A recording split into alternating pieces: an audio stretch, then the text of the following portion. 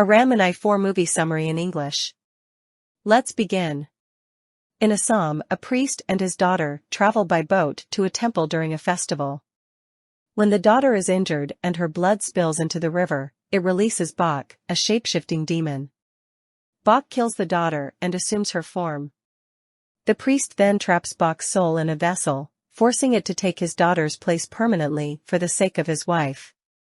The scene shifts to a village where Selvi and her husband, Santosh, live with their children, Sakti and Saravanan Jr. Santosh dies of a heart attack in the forest, and Selvi apparently hangs herself in their well.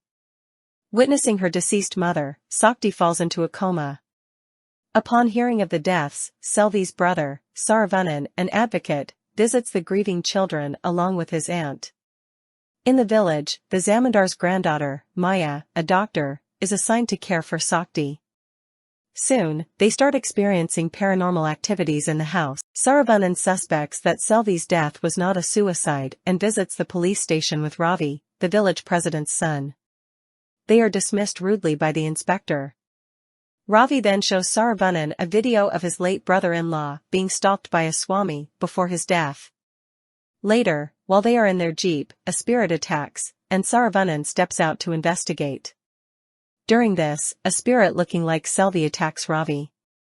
Hearing Ravi scream, Saravanan returns to find the jeep and Ravi gone, with only the video camera left behind, showing footage of the Swami once again. The next morning, Saravanan finds the jeep smashed against a tree with Ravi's corpse on top.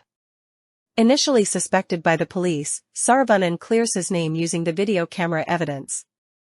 The police, now convinced, help Saravanan search for the Swami's lair, where they find photographs of all the recent victims: Selvi, Santosh, Ravi, and Sakti. Convinced of the Swami's guilt, the inspector orders his capture. Saravanan finds out that Sakti, the inspector, and the late Ravi all share the same birth date. He confirms with Maya that all three also have a red mole in common and tells her to protect the children. Saravanan confronts the Swami to save the inspector. Meanwhile, the Assamese priest arrives at Saravanan's home, claiming he is looking for his missing daughter. He tries to approach Sakti but is expelled by Selvi's spirit.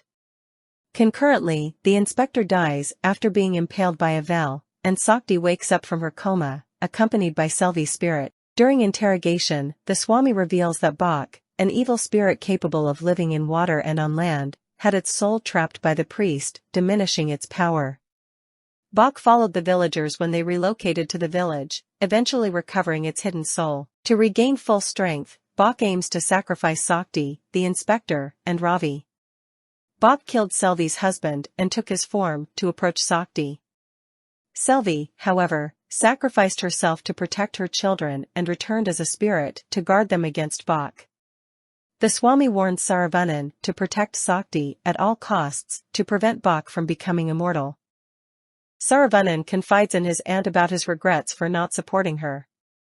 Meanwhile, Bak attacks the police station, causing injuries, but the Swami manages to drive it away.